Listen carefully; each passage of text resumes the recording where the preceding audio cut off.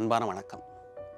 ஆகச்சிறந்த எழுத்தாளர் கவிஞர் மனுஷ்யபுத்திரன் அவர் சொல்லுவார், எதையும் மனசில் வச்சுக்காத என்று சொல்கிறார்கள், மனதையே வைத்து கொள்ளலாமா வேண்டாமா என்றுதான் நான் எண்ணுகிறேன் அப்படின்னு சொல்லியிருக்கிறார். அவ்வளோ வலி நிறைந்த வார்த்தைகள், அந்த மனசே வேணான்ற அளவுக்கு ஆகச்சிறந்த நொந்து போன ஒரு வரிகளாக இருக்குது. ஆனால் அதே கவிஞர் பலவிதமான கருத்துக்களையும் சொல்லியிருக்கிறார்.